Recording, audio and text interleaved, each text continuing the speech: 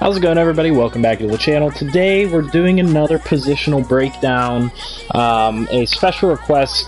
I had a couple of people ask me about what stats matter for their receivers here in Madden 20, and so we're going to take a look at the position today. There are a couple, I would say, misconceptions and wrong ideas about what actually matters for receivers, and even how stats are assigned to receivers in the game. The first thing that I want you guys to know, and it's the most important thing for basically all of Madden 20, is that speed is everything in this game, especially if you're playing competitively against other users. Speed is everything. Speed is the entire game, and if you don't have the speed advantage, then you're obviously putting yourself at a disadvantage, and you're going to have a harder time matching up against other teams, with your receiving core, and with any of your players for that matter. And so what I want to show you guys is that, yes, I've been doing very good with the Chargers in Madden 20, but I have a suboptimal receiving core. And so you guys might be wondering, what's he talking about? He has Keenan Allen, Mike Williams, and Travis Benjamin. Well, when you look at their speed, they both have suboptimal speeds. They both have 89 speed, which makes it very difficult for them to get separation in coverage because of the fact that other players can simply just run faster than them and catch up to them if necessary. So it's harder for them to get ahead, it's harder for them to get separation, and it's harder for them to maintain separation even if they do get separation from their route running abilities. And so what I want to say is the most important stats, as usual, are going to be your physical attributes, and the one purely most important stat that you're going to be looking at for wide receivers is going to be speed and acceleration.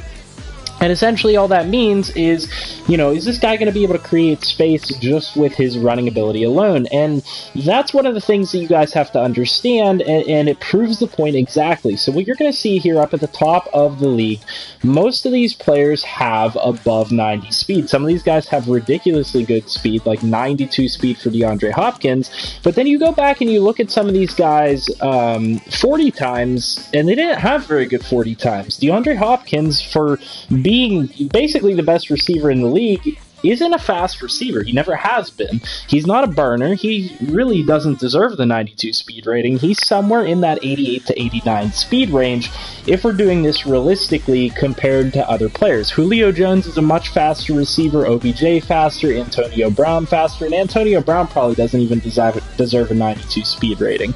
I think Michael Thomas at an 89 is a little bit underrated, maybe. I thought he was a little bit faster than that, but I could be wrong. But I know for a fact that DeAndre Hopkins, a lot of people talk about the fact that he's just not as fast as other receivers, and that's one of the things that kind of holds him back a little bit. He has the best hands in the league, very good route running abilities, very good physical ability, but his speed isn't on par with the other receivers. However, Madden gives them an above average speed rating.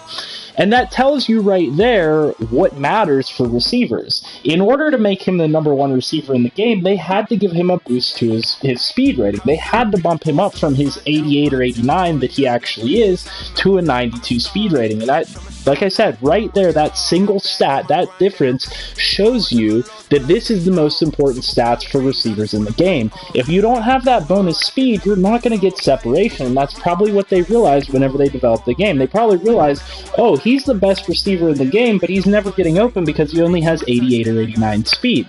So you look at the fact that he has 92 speed, and you can tell, yeah, they had to increase that in order to get him separation. It's very plain, it's very simple. Those are the stats that matter in order to generate separation. Now, don't get me wrong, those aren't the only things.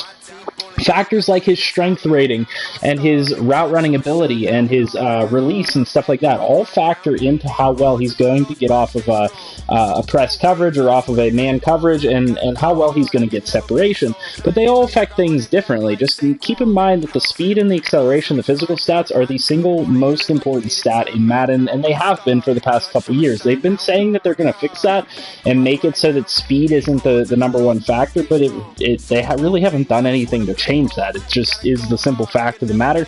You can go look up other YouTubers' videos and they're all going to say the same thing. Speed is what matters in Madden 20 at all positions. And then I want to talk about some of his other attributes here. You go ahead and look at the strength ability. The strength ability, I'm going to tell you what it does.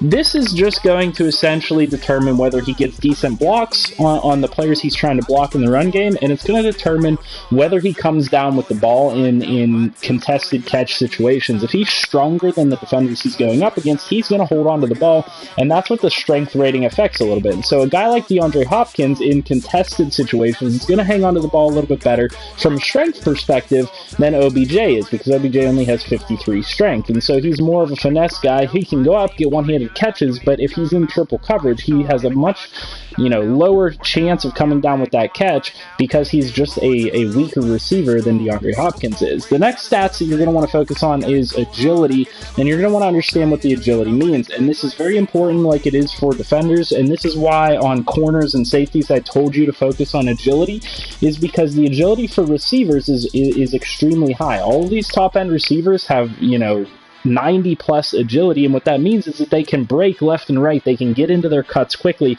they can move in different directions effectively and get to the ball when they need to. And so if you have a better agility rating than the defender does, if you're cutting in, you're going to cut in a lot easier than that defender that's defending you. If you have this 98 agility rating, you're going to be cutting your routes a lot more effectively than anybody that's covering you. And so that is another thing that factors into being able to get separation and being able to get open.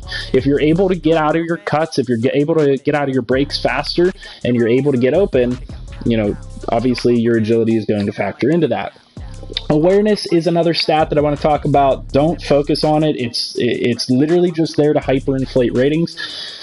There are a lot of receivers here that have better ratings because their awareness is overinflated. I mean, you can go down to some of the high 80s that they just have obscene awareness ratings for being such young players. Juju Smith-Schuster is a very good example of this. They give him at the 88 overall, but a lot of it is due to the fact that they just hyperinflate his awareness rating. They don't give him the bonuses and other stats. So I want you guys to know that when you're looking at your receivers, evaluate that awareness rating and realize that could be overinflating your guys, overall and what his actual stats are. A guy that is an 88 with 96, I don't know, a guy that's an 88 with 88 awareness, this means that he has better, other attributes, catching physical attributes than Juju does because he has a lower awareness but the same overall. That's kind of what awareness plays into. Just be aware of the fact that there are players that they will overinflate their awareness rating, and so you're not going to really get a good picture for what the guy does unless you dive deeper into their stats. Now, a lot of these attributes here, these ball carrier attributes like break tackle and stuff like that, I don't find them to be particularly important. I don't find that in this game, if you're playing on simulation or, even if we're playing in ultimate team, competitive, whatever, gameplay style we're playing, arcade, I don't find that you break a lot of tackles with receivers, even if they have good break tackle or elusiveness or anything like that. So these stats really don't play into anything. These are other stats that kind of serve to overinflate a player's rating, so be aware that if they have good break tackle or trucking or elusiveness or ball carrier vision, they don't really matter, and if they have really high numbers in those categories, that's going to boost their overall and make them look better than they actually are. And then you're going to get into the ball carrier moves. This is where things actually start to matter, is the spin move, the juke move, the stiff arm. It's going to depend on what your running style is. If you do get a receiver into the open field, you're not going to be trying to really break tackles. You're going to be trying to avoid tackles with spin moves, juke moves, and stiff arms. So depending on what type of receiver you have, you're going to want to focus on one of these specific attributes and at least know what attribute your guy's good at. Odell Beckham Jr. is good at the juke move. There's other guys that are really good at the spin move. Some guys can stiff arm like Julio, and you're going to want to know those things. That way you know which skill moves to use in order to avoid tackles. Not extremely important. There's not going to be a ton of times whenever this is actually going to factor in and do a whole lot for you. It's mainly trying to get separation, and so we're going to move on to other stats like route running and catching and all that business. Now, you will want to keep in mind the carrying stat. This is one that's actually a little bit more important this year in Madden, and it's a little bit surprising that they haven't kind of diversified it a little bit more. But the higher your carrying stat, the less often your guy's going to fumble whenever they get hit by some of those big hitters. I know that I personally, and you guys probably have seen in my other videos, that I have a lot of problems with my receivers fumbling when they get hit by safeties. Well, it's a simple mathematical formula that they implemented last year. If the hit power of the player tackling is higher than the carrying of the player with the ball, it's more often than not going to result in a fumble. So 75 is going to be lower than most safeties in the league, and so you're going to fumble the ball a whole hell of a lot. And unless you get some of these receivers that have like 80 carrying or better, you need to be aware of the fact that your receivers are going to fumble because of that fact. Now, we want to go ahead and get into some of these other ratings. Like I said, the catching rating, that's basic. You guys know what that means. If they have a 99 catch, they're really not going to drop the ball that much. However, you do have to consider that even though they have 99 catching, they're going to drop the ball a fair amount. The game and the devs still haven't come to the realization that if they have 99 catching, they really shouldn't drop a ball if it hits their hands whatsoever. I don't understand it. Even sometimes I notice guys with high catch ratings, they just drop open passes. It doesn't make a whole lot of sense. And so that's why separation and all these other stats that I'm mentioning, speed, route running ability and all, agility and all that stuff matters more, because the more often you get your guys open and in space, you're giving them a higher probability of being able to actually catch the ball. And so, yes, catching rating is very important. But honestly, I find that anything above an 80 is sufficient enough. If you have 85 to 99 catching rating, I don't notice much of a difference in between those stats, to be quite honest with you. I'm throwing to open receivers most of the time, and so it really doesn't matter if they have 99 catching. I don't throw it into triple coverage. I don't lob the ball up for contested catches. If that's your play style, focus more on the catching, focus more on the catch in traffic and the spectacular catch, because those are what are going to affect whether they can make those big catches over triple coverage or over top of a defender or something like that. But realistically speaking, you only need those in those situations. You only need catch in traffic whenever your receiver's about to get hit whenever they're catching the ball. I want to focus more on the short route running, the medium route running, and the deep route running, because this is what's going to get my guy open. There are a lot of receivers that don't have good route running abilities in some of these categories. A good example of that would be Tyreek Hill. Tyreek Hill's a burner. Sure, he can get open deep, but his medium route running isn't as effective as some of these other guys, and I would personally rather have probably somebody that has comparable speed, maybe like an Odell Beckham, that can run really good routes at any level of the field and get open, because they have that ability to cut and run whatever route you need them to run, and they can get open in any part of the field. Tyreek Hill's more of a one-trick pony. He's more of a deep type of guy. Now, they do give him a lot of credit in this game. They give him 90 short route running and medium route running. That's pretty good. That's nothing to scoff at. That's going to get the job done. Just keep in mind that the higher the stats, the more they're going to get open on those routes that you're telling them to run. Ideally, you want somewhere in the 80 or above range for any of these stats, and this is going to be a common theme that you see with all of these videos that I make on these stats.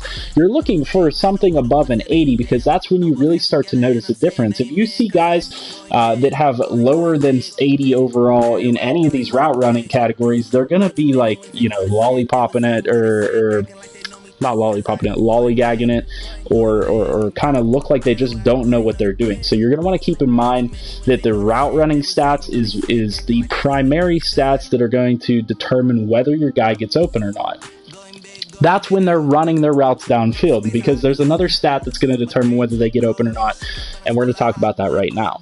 The release stat, aside from the speed stat, in my opinion, is the second most important stat for any receiver in the game.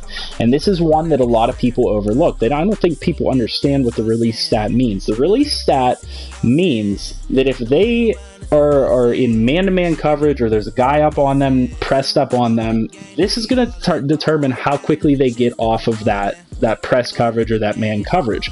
The reason that's important is because the pass rush in this game is so quick, and you have to be able to get your routes done and run efficiently and effectively and in a quick amount of time in order for your plays to work.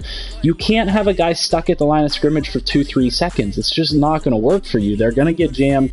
They're going to kill you in the end because you're going to be getting sacked before they're able to run their route properly. Now, a guy like DeAndre Hopkins, the reason he works so well is because you pair that speed that the game gives him with the 99 release, which means it's another mathematic formula. Nobody can press cover him, no matter what you do, unless you have 99 press coverage.